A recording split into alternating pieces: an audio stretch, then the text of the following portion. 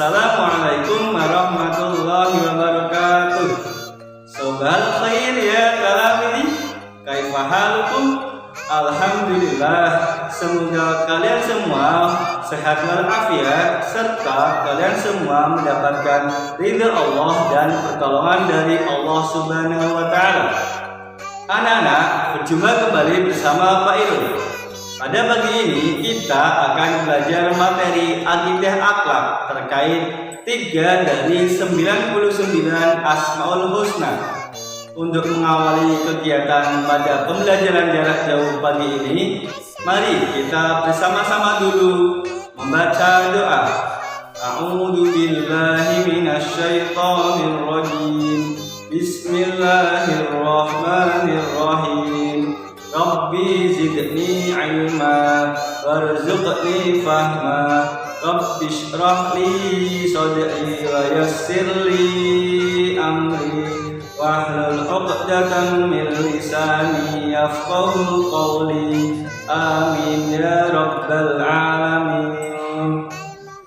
Nah, sebelum kita masuk ke materi, Pak Irul mau bertanya kepada kalian semua. Anak-anak, masih ingatkah kalian apa itu Asmaul Husna?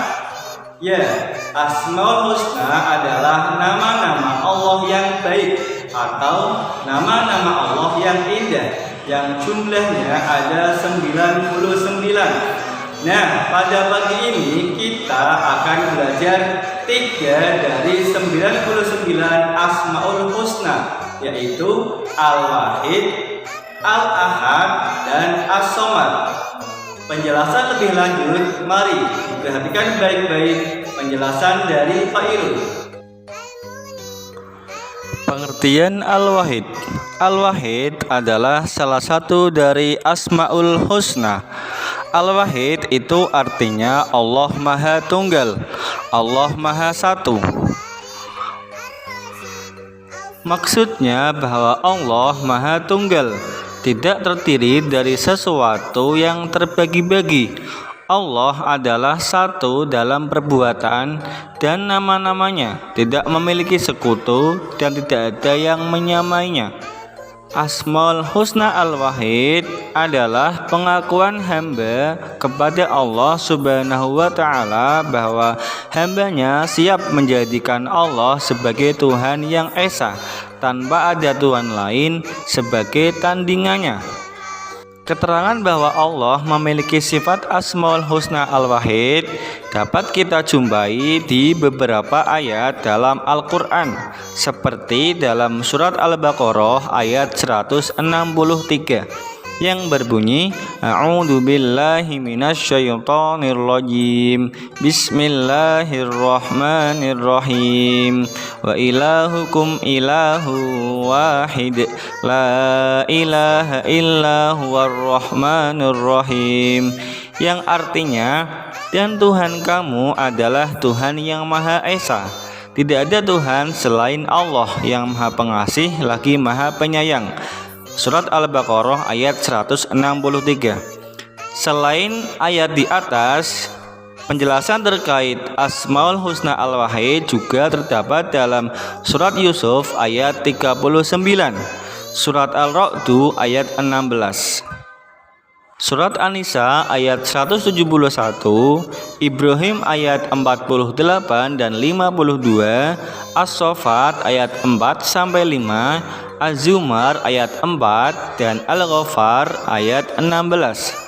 Oleh karena itu, dengan kita memahami Asmaul Husna, khususnya Al-Wahid, maka kita harus semakin kuat dan tidak dapat digoyahkan bahwa Allah tidak memiliki kesamaan dengan apapun dan siapapun, karena Allah itu tunggal, sehingga tidak ada sesuatu hal apapun yang dapat menandinginya atau menyamainya. Oleh karena itu, kita harus yakin bahwa Allah adalah Tuhan yang benar. Asmaul Husna berikutnya yang akan kita bahas adalah Al-Ahad.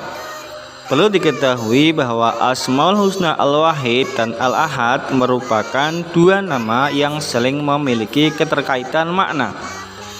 Kalau tadi Al-Wahid itu Allah Maha Tunggal, Allah Maha Satu, sedangkan Al-Ahad sendiri itu adalah Allah Maha Esa, yang artinya tidak ada Tuhan atau sesembahan yang pantas disembah selain Allah Subhanahu wa Ta'ala.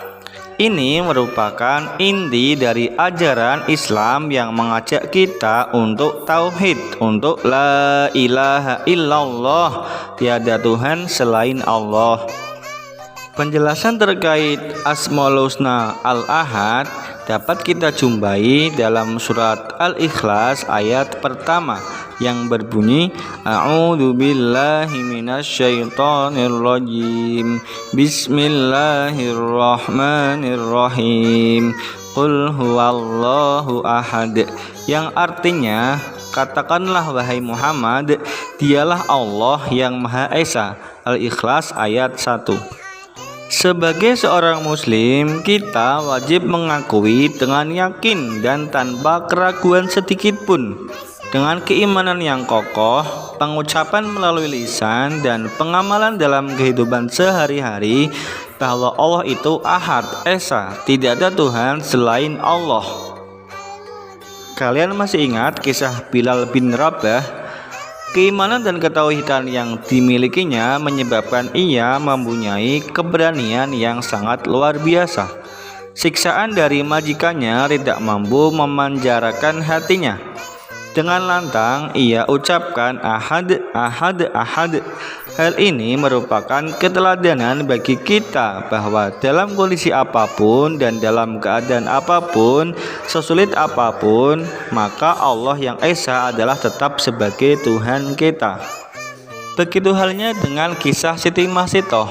Siti Masitoh rela diceburkan ke dalam sumur air yang sangat panas demi mengesahkan nama Allah. Berbagai tawaran apapun ia tolak, asalkan dia meninggal dalam keadaan husnul khotimah atau dalam keadaan mengesahkan nama Allah. Asmaul Husna yang ketiga yang akan kita bahas adalah As-Somad. As-Somad mempunyai arti yang maha sempurna atau yang maha dibutuhkan. Kita tidak dapat memungkiri bahwa kita semua sebagai makhluk Allah pasti membutuhkan Allah untuk menolong kita. Kita tidak boleh mengharapkan sesuatu kepada orang lain kecuali Allah Subhanahu wa Ta'ala, karena Allah lah yang maha As-Somad, yang maha dibutuhkan oleh makhluknya. Penjelasan terkait Asmaul Husna As-Somad dijelaskan dalam surat Al-Ikhlas ayat 2 yang berbunyi Allahus Somad. Allah tempat meminta segala sesuatu. Al-Ikhlas ayat 2. Kata As-Somad dalam ayat di atas memiliki arti bahwa Allah merupakan tempat bergantung semua makhluknya. Semua kebutuhan makhluknya bergantung kepada Allah Subhanahu wa Ta'ala. Allah Subhanahu wa Ta'ala lah yang dapat menyukupi semua kebutuhan hamba-hambanya. Nah, ada dua hal yang dapat kita lakukan agar Allah Subhanahu wa Ta'ala menolong dan membantu kita. Apa itu? Yang pertama, Allah telah menetapkan bahwa untuk meraih pertolongannya, maka hendaklah kita terlebih dahulu bersedia menolong hambanya. Bagaimana mungkin jika Allah membantu kita, jika kita tidak bersedia membantu sesama? Maksudnya bahwa sebelum kita meminta pertolongan dari Allah, maka terlebih dahulu kita harus saling menolong kepada sesama. Ketika ada teman atau pengemis yang membutuhkan pertolongan kita, maka berilah sedikit pertolongan sesuai dengan yang kita miliki. Hal yang kedua yang dapat kita lakukan untuk mendapatkan pertolongan dari Allah adalah kita harus terlebih dahulu berusaha, mengupayakan semaksimal mungkin, sehingga setelah kita melakukan yang terbaik, melakukan semaksimal mungkin, baru Allah akan memberikan pertolongan kepada kita. Oleh karena itu, jika memang kita benar-benar beriman kepada As-Somad, maka kita harus menjadi pribadi yang ramah, memiliki sifat dan sikap dermawan, serta mudah menolong dan membantu sesama dengan ikhlas tanpa pamrih. Tentunya membantu dan menolong dalam hal yang baik yang diperbolehkan menurut syariat, bukan hal yang maksiat. Dengan demikian, pasti kita akan mudah dalam memperoleh pertolongan dari Allah Subhanahu wa Ta'ala.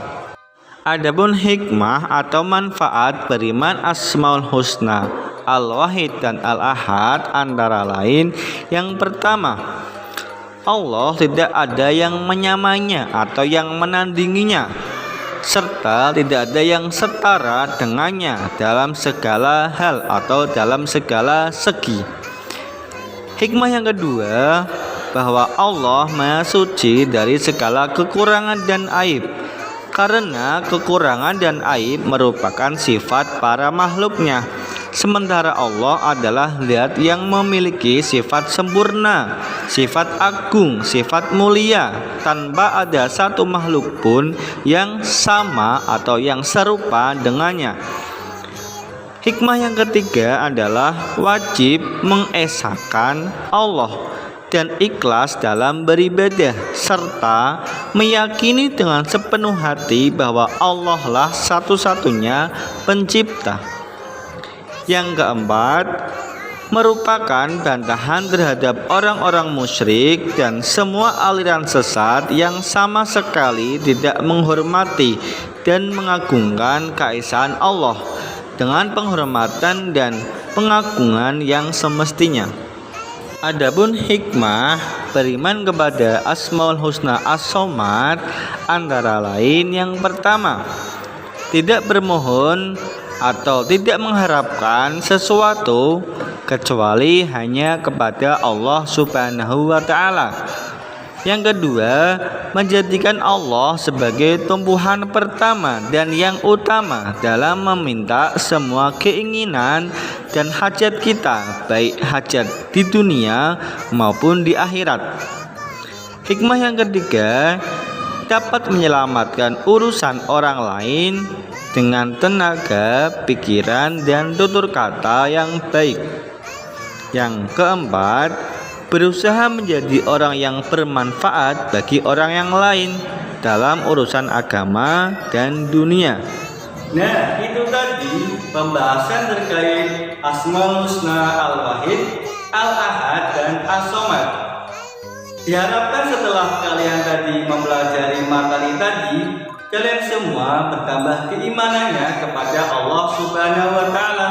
Ingat bahwa Allah itu tunggal, Allah itu esa, sehingga tidak ada sesuatu hal apapun di dunia ini yang dapat menyamai atau menandingi kekuatannya. Dan ketika kita mengalami kesulitan, ingat kita hanya boleh meminta pertolongan kepada Allah, karena Allah itu As-Somad. Dan ketika kita ingin mendapatkan pertolongan dari Allah, terlebih dahulu kita harus memberikan pertolongan kepada sesama teman yang membutuhkan pertolongan kita. Dan itu saja penjelasan dari Pak Irul. Kurang lebihnya mohon maaf. Wassalamualaikum warahmatullahi wabarakatuh.